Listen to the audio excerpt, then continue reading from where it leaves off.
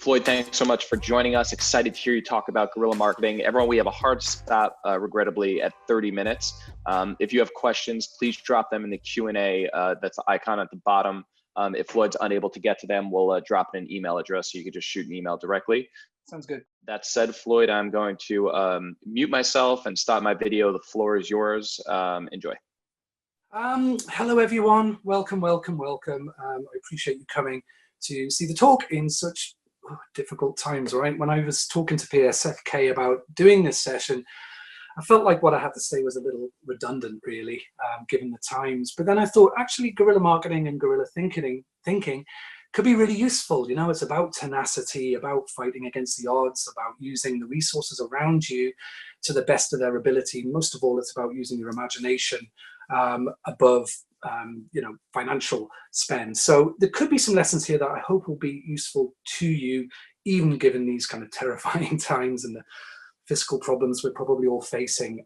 If anything, I hope this will distract you for half an hour and be entertaining, and hopefully you can use some of these lessons to further your own goals or your organization's goals. It's going to be in two parts if I can get there quick enough. The first part's going to be about guerrilla marketing, and then the second part will be about creative tips, how to get to these creative ideas and use them to your sort of best advantage.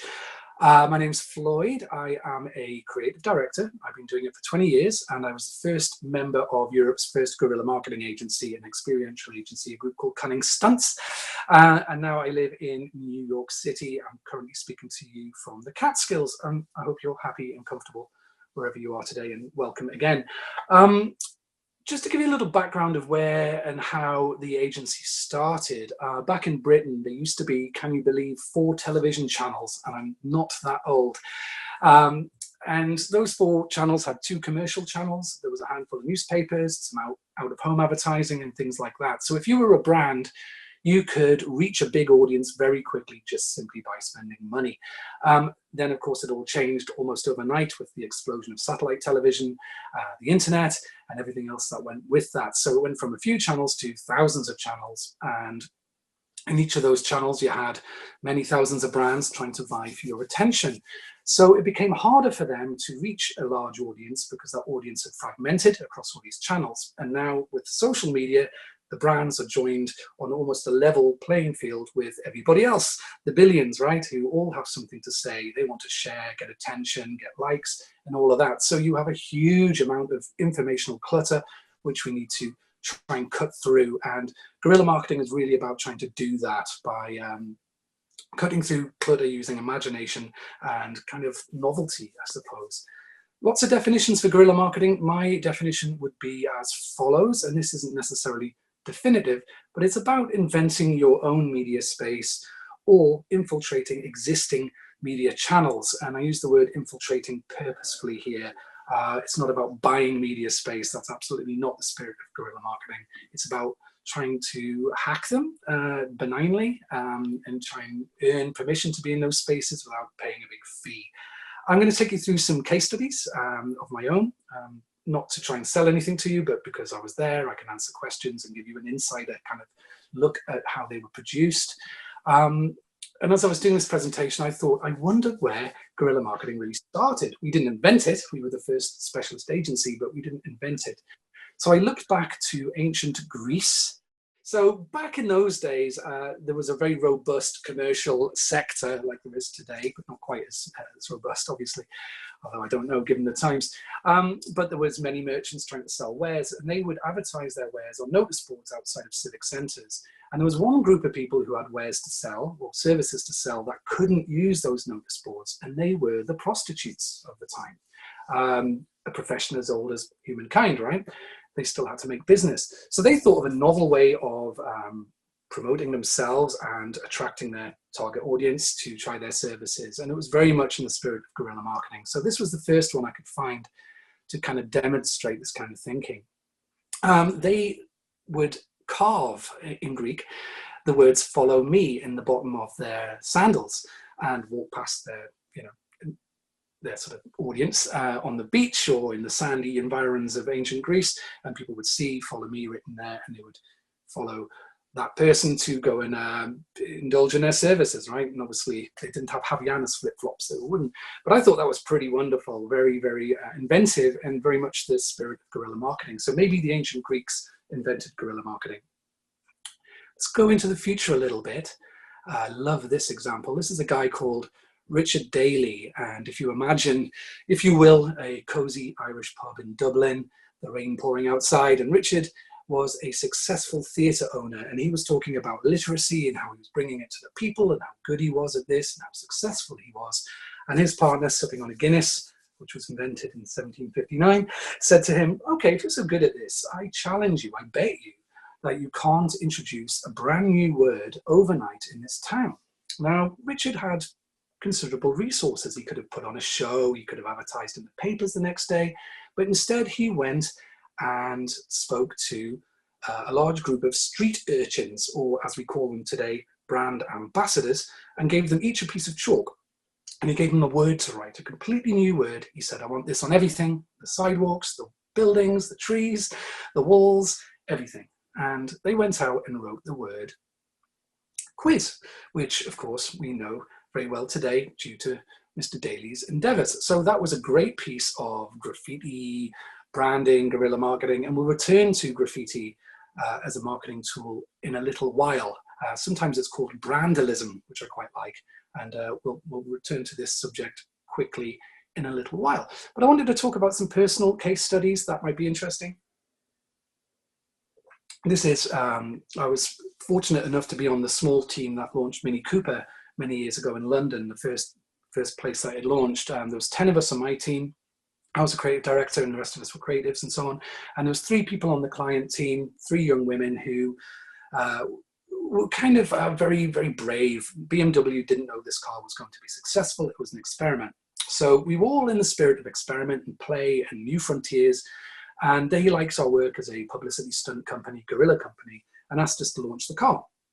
So we didn't know how to launch a car. We'd never done it before. So we went with what we knew and the resources we had to hand, which was we knew street culture, we knew lifestyle culture. So we suggested launching this car like a personality as opposed to a car. So we never spoke about function, brake horsepower and so forth. We just wanted to launch a personality, and this had never been done before. And the client really liked it and worked with us to produce this campaign, which I'll go through at a pace. Now, we were told initially that in order to launch a brand new car, you had to spend tens and tens of millions of dollars, 30-second, 60-second TV spots, high production, double-page print ads, big out-of-home campaign, and so on and so forth. And we didn't do any of that at all for the first year. In fact, we launched it by handwriting many thousands of matchbooks and going to cool bars and clubs, night spots across 10 cities in Britain, and handing these over to interesting looking people in these nightclubs and spots and raves and so on. Unbranded promotional staff, just regular looking people. And in these matchbooks, it would say, you look cool, remember me, and there'd be an 0800 number, which if you called, would have Minnie's voice saying, hi, this is Minnie, come and check out my hot body work at minnie.co.uk. Now, people knew it wasn't a cell number, it was an 0800 number. It drew enough people out. 11.5% of the people who received this actually went online to look at the car, which in terms of direct mail and this kind of advertising is phenomenally high. It's normally about 0.102% of people would respond to direct mail or junk mail as we would know it. So that was very, very successful and a very brave way to introduce a car. We had 2 vehicles at our disposal for a few hours. And this one, we took some very, very lo-fi photographs of it, put the web address into each photograph in post, and put them into these wallets that you see. And the wallets were left in the backs of cabs or in the changing rooms of boutiques. We left them in bars and just allowed people to discover them themselves, thinking they'd found someone's holiday snaps. And we would watch people like, hey, let's have a look, and we'd be passing them around. And you would never see people pass print ads around, particularly for a car. So this was a really gratifying thing to see, and a heck of a lot cheaper than buying print ads, right?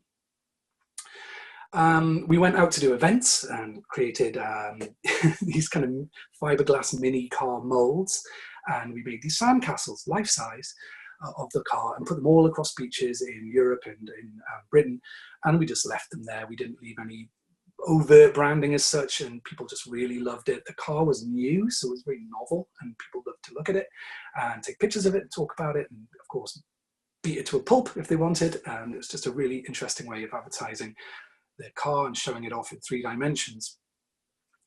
This is a favorite, Glastonbury, which sadly won't be on this year, but will be again, I'm sure, is the biggest live music event in Europe. It attracts some 250,000 people at this time. Huge. And to buy sponsorship there would be prohibitively expensive for us, very, very pricey. So instead what we did was we created these inflatable car tires with the branding on, and snuck them into the events and blew them up with foot pumps and handed them out to people. Now, if you've ever been to Britain in summer at a festival, you'll know that it's always raining. So it's great to have somewhere nice to sit down. And what was gratifying to see was people really enjoyed these things, and they would throw them around when the bands were on. So, 10,000 people watching a band, and you'd see these tires flying everywhere in front of the global TV cameras, giving us free advertising and providing some fun and utility for people. I love to think about pitching this today. I just couldn't imagine pitching this to Ford. The LGBTQ plus audience was kind of crucial to the launch of this car. That culture of being, full of influencers and fashion leaders and so on. And normally, the advertising to that group is pretty weak. And we identified 2 big parades that appealed to this audience. One was the London Gay Pride, and the other one was in Manchester. And it was 300,000 people per event, so that's a big group. Ford were sponsoring these events to the tune of God knows how many hundreds of thousands of dollars. And they had their logo across the barricades. They had promo staff with Ford baseball caps on, handing out leaflets. Really, really pedestrian, if you forgive that expression. So we worked a lot with Heaven nightclub, which was one of the biggest and most popular gay nightclubs in London at the time. And we spoke to those guys and the podium dancers and everything, said, what can we do here? And we ended up coming up with this idea of the Fetish Mini, which you can see here, maybe a couple of $100 worth of leather. It's kind of ridiculous. It had a big sound system in the back. And I can't imagine pitching this to Toyota or anybody. But Mini loved it. It was exactly right for Mini's personality. And we took it to the organizers, and they said, hey, why don't you guys lead out the parades? Basically be the guest of honor for no money at all, no media cost, no sponsorship cost. And that's what we did. And it was fun. The humor was right. It was super cheap. It got tons of media, and it was really, really embraced by the audience as being, part of the party as opposed to just going in and shouting a brand name like Ford were doing. We actually brought something to the party. Always bring something to the party if you're a brand or if you're trying to get a message out there. The fiberglass minis that we used for the sandcastles, we placed up walls and on buildings, and this had never been done before. This is completely new. It did sort of state the fact that a small car can park anywhere. It exaggerated that principle, but also just drew attention from the media and from people walking by. Not using any traditional media at all for year 1 of the Mini launch was a risk on the part of the client, but they ended up selling with us 60,000 Mini cars, which made it the fastest selling small car in history anywhere in the world, and it cost a fraction of the cost of a traditional car launch. And it's still it's a strong case study for me today to show people, even though it's getting a little creaky and old, but that is a full guerrilla marketing campaign for a car. Going to show you 2 more case studies and then talk through some creative tips that I hope you'll find useful. These case studies are going to be much, much shorter than the Mini one. Sci-Fi was one of the first projects I worked on when I came to the States in 2004. And the client team came to us and said, look, we have this 6-part TV series called The Triangle about the Bermuda Triangle. And they had a tagline which was, nothing stays lost forever. So that's all we had. We didn't have the show, we didn't have the cast list, we had nothing. So we had to work off that tagline. We had to use the resources we had and the information around us. We had a modest budget, and they wanted to get some media and to sort of surprise people and get attention in general. So I did a quick poll with people in the States to ask what you guys lose most over here. So there was things like the channel changer, keys, glasses, the wallets, purses. And in that list was a kind of surprise entry, if you like, which was socks at the wash and fold in New York, particularly. Everyone loses a sock, and it's such a cute and interesting and true little observation. We thought that's kind of cool. Let's use that. So we created a number of lost sock signs, very, very lo-fi design, which had the URL nothingstaysLostForever.com on, a reward for finding the sock, which was an Xbox and a home theater, and a link they could tear off, which took you to the website and a splash page and a bit more information on the show. And we put these in places like bodegas, coffee shops, bars, laundrettes. This is a kind of very diluted version of Blue Ocean Strategy, named after the book of the same name, and I highly recommend you go out and buy Blue Ocean Strategy. It's a highly relevant book today. We are advertising essentially where the audience is, but where there are no competitors advertising with us. So that's kind of a blue ocean, right? So people are going out to get the chips and the salsas and the beers and the snacks to watch TV, and they engage with our brand in that way. But we're not seeing other TV shows advertising here. CBS isn't here. So we have that space to ourselves, which is great. And then we went out and printed a few 100,000 lost socks, made in America people. And we went to the bodegas, the mom and pop store, laundrettes, and said, could you put these in your wash and fold? So when people go home and they shake out their washing, they would find our advertisement. I'm very conscious and careful about advertising to people. I don't like to be disruptive or to behave like spam or be aggressive. So there was some debate about this internally before we pitched it. And we felt, and it proved to be true, thankfully, that there was enough humor in here and enough surprise that people would forgive this small intrusion because it's enjoyable enough. And if you use humor in things, then it gives you license to do all sorts of things that you might not get away with otherwise. And this did really well. We had some great comments and feedback from people. The client was happy with a full page write-up in the Wall Street Journal, which called it the centerpiece of their $10 million campaign, which was wonderful. That's the kind of thing that clients love, and they can win awards on this, and it helps their board, and internally it does some great things for them. So that was a really, really good piece of guerrilla marketing for Sci-Fi Channel. We worked with them for years as a result, and it was really, really good fun. This is one from January. Oh God. So I was quiet in January. I wish I was that quiet now. Geez, I am even more quiet now. I think the phrase is moribund. But I was quiet in January. I had a few things on, and I thought, I need to do some self-promotion here. Just something that might get my name out there a bit and give me an excuse to email old clients with, hey, I've just done this thing, So I was reading about emotional support bees and emotional support peacocks and things like that. And I thought that was quite interesting. So I registered an emotional support beer. And this is a big case study, and you can talk to me behind the scenes. I can tell you how I did it and so on. But essentially, I PR'd it, and it ended up going absolutely bananas. The front page of Fox News at one point, Daily Mail, biggest news site on the planet, and it sparked debate everywhere. It was, here's a lesson: never read the comments if you ever appear in the media. Never. I was getting brutalized from left and right, but it was a huge media story across the world, and there was, in excess of 1 million shares and likes and reposts on social. It was huge, and I got so much conversation out of this and things with clients, and I thought, hey, this year's going to be brilliant. What could possibly go wrong? Good old days. Talking of going wrong, here's 2 examples of guerrilla marketing that has gone horrendously wrong for clients. The problem or the issue with guerrilla marketing from a client point of view is that it's full of risks. It really is. If you're doing it right, it's pushing boundaries, it's brave, it hasn't been done before. You can't buy it off a rate card like a print ad or a pop-up store or something. It's something inherently risky. The rewards are great, as you saw with Mini.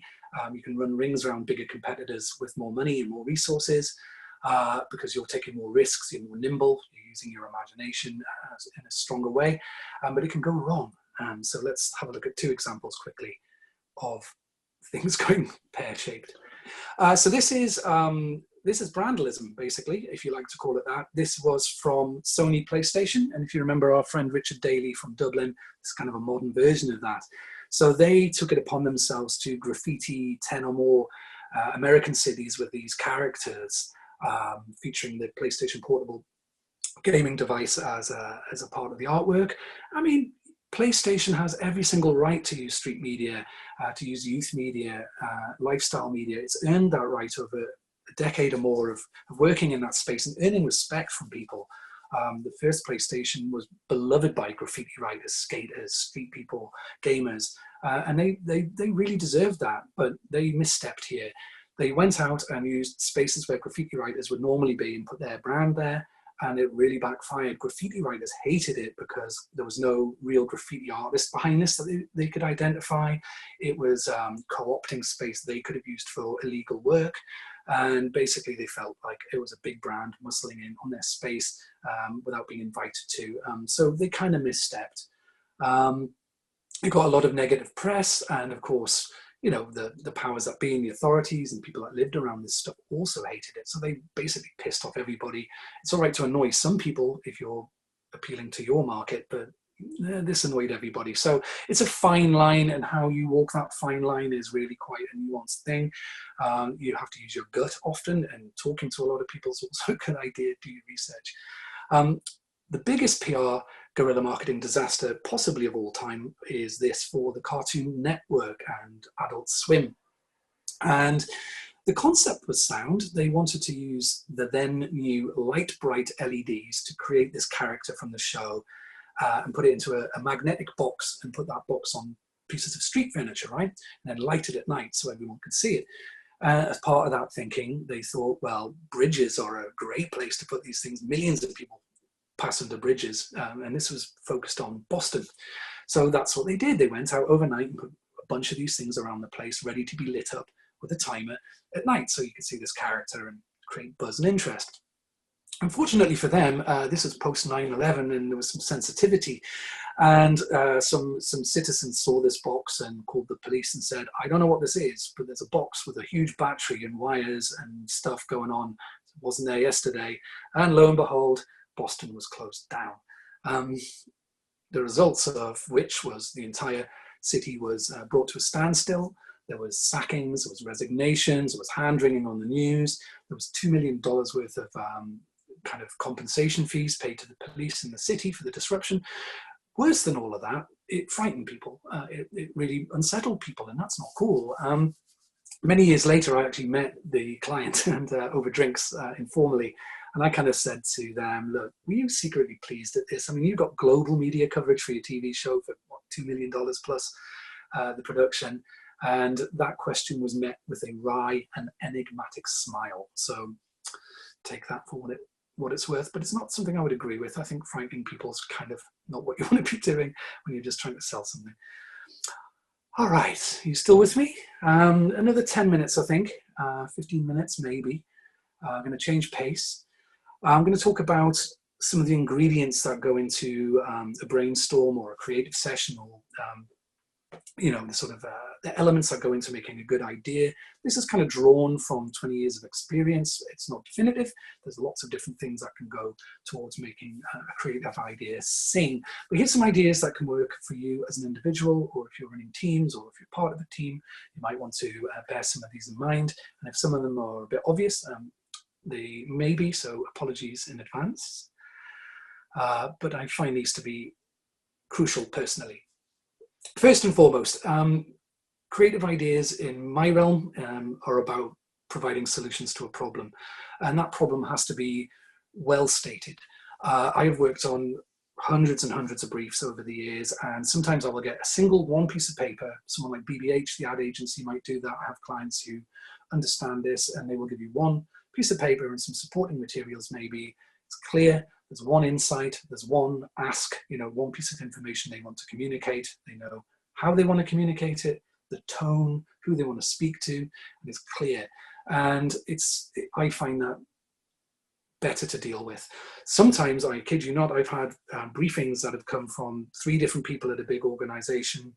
There might be a 120 slide PowerPoint, and I have a couple of those, you know, and then supporting Excel sheets full of graphs and numbers, and I spend all day trying to decipher it, and then often none the wiser at the end of it, and that's time the client's paying for, and it's not great, and I get confused and muddled, and it's not a very good creative setup. So keep it simple. Some creative people love lots of information, and that's fine, as long as it can be presented in a palatable way. you're dealing with creative minds at the end of the day. You're not filling a tax return form in, so bear that in mind.